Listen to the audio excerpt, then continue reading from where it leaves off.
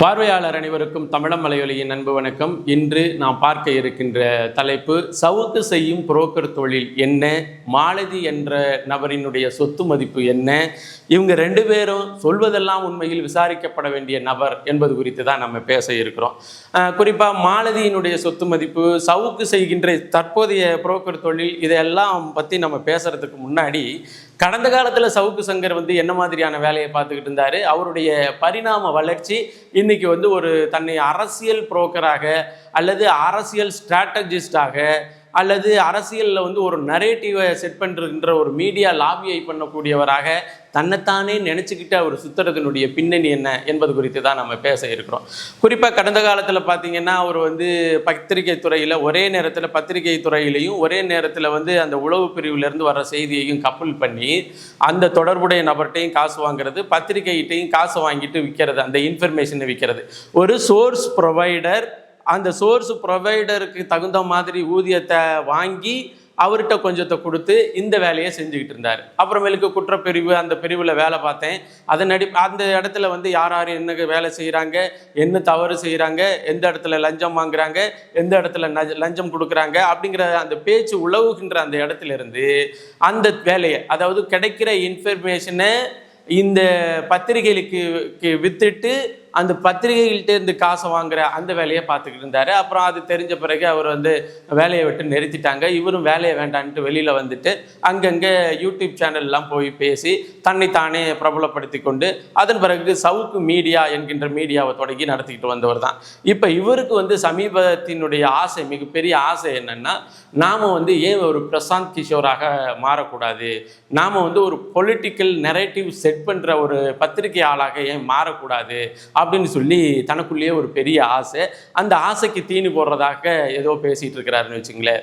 எங்கே போனாலும் புரோக்கருக்கு உள்ள வேலைன்னா, புரோக்கர் செய்கின்ற வேலைன்னா புரோக்கர் புத்தி இருக்க தான் செய்யும். அப்படி இருக்கும் பொழுது நான் அந்த இதுலேருந்து இருந்துட்டு நான் இப்போ நரேட்டிவ் செட் பண்ணுற ஒரு தூய அரசியலுக்கு வந்துட்டேன் அப்படின்னலாம் புரோக்கர் புத்தி எப்பயுமே இருக்கும். அதற்கெல்லாம் பல காரணங்கள் இருக்குது.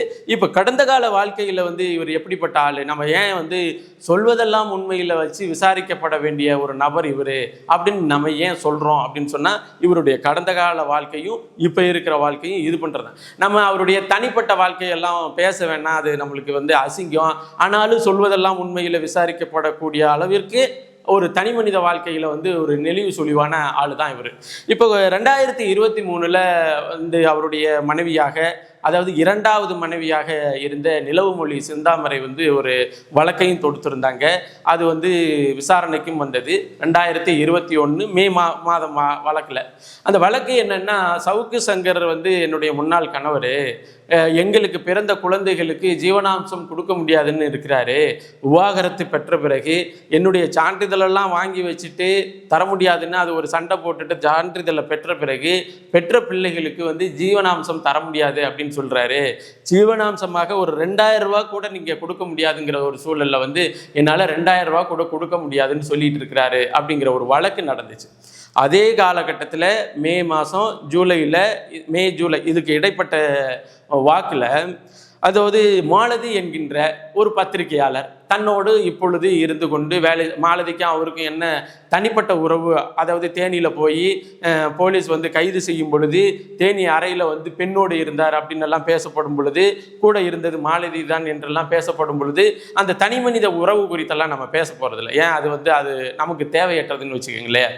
ஆனாலும் இவர் அந்த கேஸில் விசாரிக்கப்படக்கூடிய ஒரு நபருங்கிறத நம்ம தெளிவுபடுத்த வேண்டிய அவசியம் இருக்குது. ஏன்னா ஒரு தன்னை பெரிய பரமயோக்கியனா வெளியில் காமிக்கும் பொழுது பரமயோக்கியன் தனிப்பட்ட வாழ்க்கையில் என்னென்ன வேலை செஞ்சுக்கிட்டு இருக்கிறாரு அப்படிங்கிறதையும் தெரிஞ்சுக்கிறது அவசியமாகப்படுகிறது. கூடுதலாக அதே மே மாதத்தில் இந்த பத்திரிகையாளராக தன்னோடு இணைந்து இப்போ சவுக்கு மீடியாவில் வேலை செய்யக்கூடிய மீடியா பார்ட்னராக இருக்கக்கூடிய மாலதியின் பேரில் 3.5 கோடியில் டி நகரில் இடம் வாங்குறாங்க. எனக்கு தெரிஞ்சு ஒரு யூடியூப்பில் செய்தி வாசிக்கக்கூடிய லெவலில் இருக்கின்ற மாலதியினுடைய வருமானத்தை எடுத்து பார்த்தீங்கன்னா ஒரு 10,000 12,000 வாடகை கொடுக்கக்கூடிய, ஒரு 50,000 கூட சம்பாதிக்கக்கூடிய ஒரு நபராக இருக்கட்டும். அதற்கு முன்னாடி அவங்க தனியாக இருக்கும் பொழுது ஒரு 10,000 12,000 வாடகையில் வீட்டில் தான் இருந்திருக்கிறாங்க. அதன் பிறகு பார்த்தீங்கன்னா 3.5 கோடியில் இவங்களுக்கு வீடு வாங்கினது பத்திரப்பதிவு நடந்திருக்கு. விவரமெல்லாம் வந்து ஏற்கனவே நம்ம இவர் மாரிதாஸ் எடுத்தெல்லாம் போட்டு விவரமாக விளக்கிட்டார். அதன் பிறகு பார்த்தீங்கன்னா அதே 2 மாதம் கழித்து 2023 சவுக்கு மீடியாவுக்கென்று டி நகரில் ஒரு பெரிய அலுவலகம். இந்த அலுவலகத்தினுடைய முன்பணமோ அதனுடைய விவரமோ அது எல்லாமே எத்தனை கோடிக்கு வரும் அப்படிங்கிறது உங்களுக்கு தெரியும்.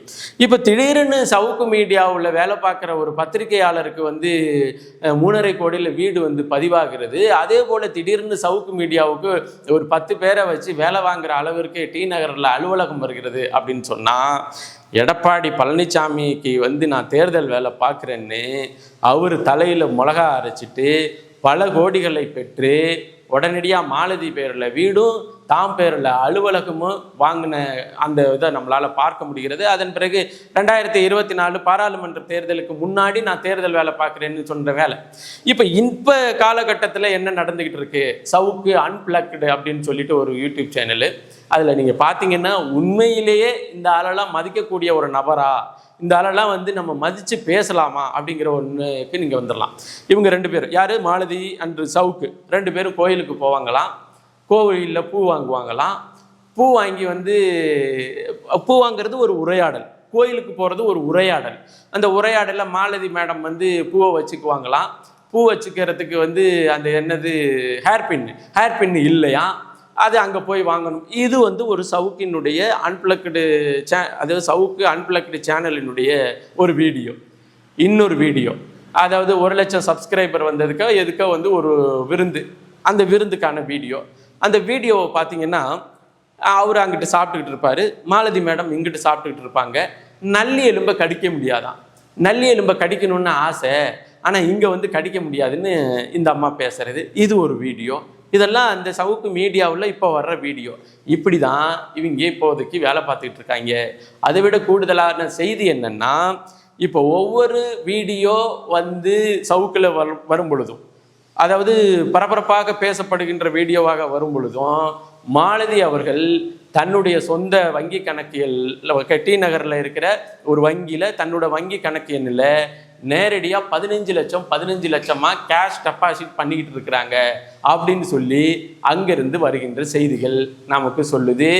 நமக்கு தெரிந்த ஒரு வழக்கறிஞர், மாலதி மேடம் வந்து 15 லட்ச ரூபா டெபாசிட் பண்ணிட்டு வருகின்ற ஒவ்வொரு டெபாசிட்லேயும் வரும் பொழுது இவர் அங்கே போக வர, அதாவது அந்த வங்கி இவங்க வங்கி கணக்கு எண் வச்சிருக்கிற அதே வங்கி கணக்கு எண்ணில் தன்னுடைய வங்கி கணக்கு எண்ணையும் வச்சிருக்கிறதுனால ஒவ்வொரு முறையும் இவங்க 15 லட்சம் அதுக்கு மேலே குறைச்செல்லாம் கிடையாது. 15 லட்சம் ஒரு வாட்டி சவுக்கு மீடியாவில் வந்து ஒரு பரபரப்பான வீடியோ வருது அப்படின்னு சொன்னால், மாலதி மேடம் வந்து 15 லட்ச ரூபாயை அக்கௌண்ட்டில் கிரெடிட் பண்ணுறாங்கன்னு அர்த்தம். இப்படி இந்த வேலைகள் நடந்துக்கிட்டு இருக்கு.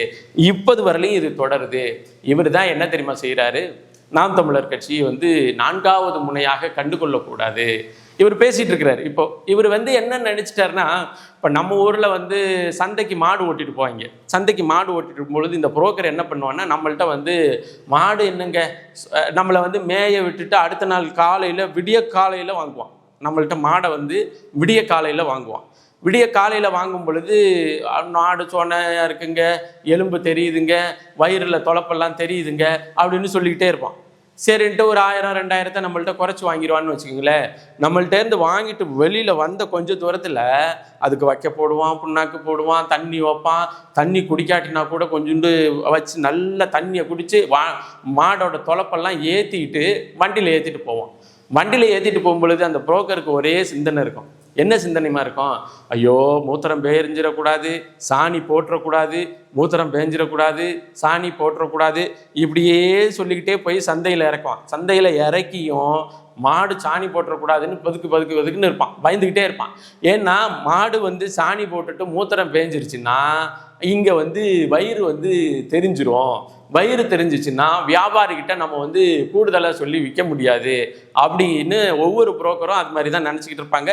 நம்ம இது கிராமத்துலலாம் இது வந்து ரொம்ப அதாவது சர்வசாதாரணமாக நடக்கிறது. அப்படி நடக்கிற அதே தொழிலுக்கும் சவுக்கு மீடியாவுங்கிற ஒரு மீடியாவை வச்சுட்டு எடப்பாடி பழனிசாமியோடு நாம் தமிழர் கட்சியினுடைய தலைமை ஒருங்கிணைப்பாளர் கூட்டணி பேசுவாரா? கூட்டணி போனாதாங்க நல்லது. தனியாக வந்து இன்னுக்கிட்டே என்ன பண்ணுவாருன்னு கொஞ்ச நாள் பேசுறது. சீமானன்ட்ட வந்து கூட்டணிக்கு போகிற வாய்ப்பே இல்லைன்னு தெரிஞ்ச பிறகு அவர் 4வது அணியாக கூட நம்ம சேர்த்துக்க முடியாதுங்க. இவன்லாம் பாருங்க, இவனுக்கெல்லாம் பரிதாபப்படுகிறவர் தான் அண்ணன். இவருக்கென்று இப்போ இவன் இந்த சவுக்கு மீடியாக்காரன் இருக்கான்ல, இந்த சவுக்கு சங்கர், இவன் பேசுகிறேன்னெல்லாம் நீங்கள் ரொம்ப வருத்தம், எனக்கு அது வருத்தமே தெரியல, இன்னும் கேவலமாக பேசணும்னு எனக்கு தோணுது. ஆனாலும் நாம் கற்றுக்கொண்ட நாகரிகத்தின் அடிப்படையில் இவங்கிறதோடய நிறுத்திக்கலாம், அது ஒன்றும் தவறு இல்லை. இவனுக்கெல்லாம் வந்து என்ன வேலைன்னா, நாம் தமிழர் கட்சியை பற்றி பேசுறது, நாம் தமிழர் கட்சியை வந்து ஒரு நரேட்டிவ் செட் பண்ணுறோம் அப்படிங்கிற பேரில் வந்து பேசிட்டு வந்து இவங்க அதிமுகவோட கூட்டணி போகிறதில்ல, விஜய் வந்து தன்னை தனித்த சக்தியாக சொல்லிட்டாரு, அதுக்கு நம்ம விஜய்க்கு சொம்பு அடிச்சிடலாம். நாம் தமிழர் கட்சி வந்து தனித்த சக்தியாக நிரூபிக்கப்பட்ட ஒரு கட்சினா நாம் தமிழர் கட்சி தான். நீ இன்னைக்கு அவன் வந்து மீடியாவுக்கு போடுற அந்த காசுக்காக ஒவ்வொரு வாட்டியும் 15 லட்ச ரூபா உனக்கு கொடுக்குற காசுக்காக அவனுக்கு நரேட்டிவ் செட் பண்ணுறங்கிற பேரில் நாம் தமிழர் கட்சி தனித்தே நின்ற ஒரு தனித்துவமான கட்சியை வந்து 4வது முனையாக நாங்கள் சேர்த்துக்கொள்ள முடியாது. இங்கே 4 முனையெல்லாம் இல்லை தலைவா, நீங்கள் பாருங்கள், தேர்தலில் பார்ப்பீங்க. அதாவது என்ன சொல்கிறது, தான் பொறுக்கி செய்கின்ற வேலைக்காக ஒரு பொதுமக்களினுடைய உளவியல்ல வந்து ஒரு நரேட்டிவை செட் பண்ணுறோம், அதை நம்ம பேசுகிறோம் அப்படிங்கிற ஒரு கேவலமான வேலைக்கும், மாடு சாணி போட்டுடக்கூடாதுன்னு வேண்டிக்கிட்டே போய் சந்தையில் மாட்டை இறக்கி மாட்டை பின்னாடியே பார்த்துக்கிட்டு இருக்கிற ஒரு மனித புரோக்கருக்கும் என்ன பெரிய வித்தியாசம் இருக்க போகுது? வேறு எந்த பெரிய வித்தியாசமும் இல்லை. இப்போ இதில் இவங்க என்னென்னா, இவங்க பெரிய நரேட்டிவ் செட் பண்ணிட்டாங்கன்னா, கடந்த காலத்தில் 2016 ஒரு நரேட்டிவ் செட் பண்ணீங்க.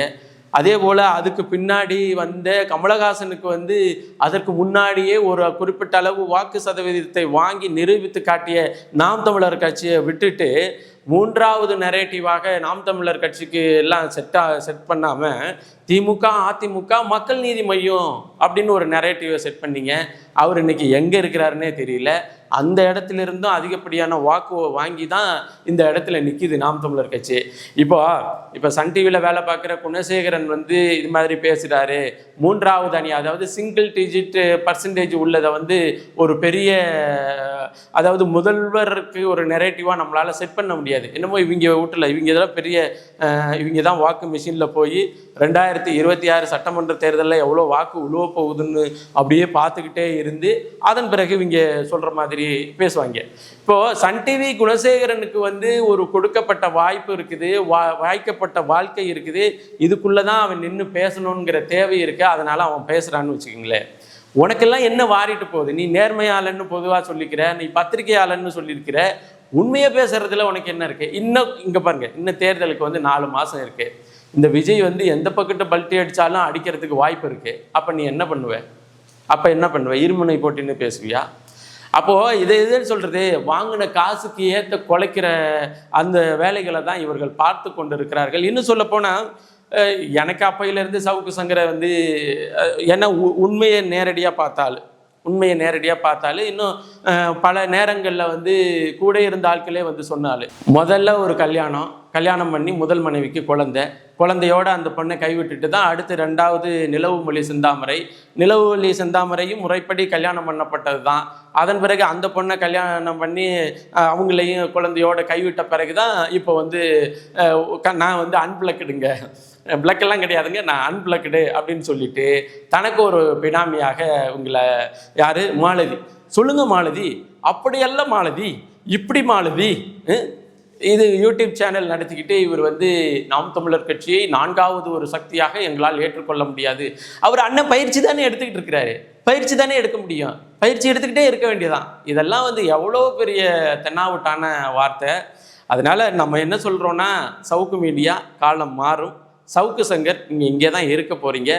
அப்போ அண்ணன் சீமான் அவர்கள் கூட சரி பரவாயில்ல, இது ஒரு ஜனநாயகத்தின் அடிப்படையில் விட்டுட்டு போயிடலான்னு நினைக்கலாம்.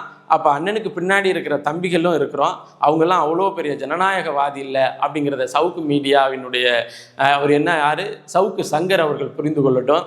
புரோக்கராக வேலை செய்யும், ஆனால் புரோக்கராக செய்கிற வேலைக்குனாலும் தயவு செய்து உண்மையான வேலையை செய்யி, உண்மையான புரோக்கராக இரு அப்படிங்கிறத பதிவு செய்து மீண்டும் ஒரு காணொலி பதிவில் இணைவோம். நன்றி, வணக்கம்.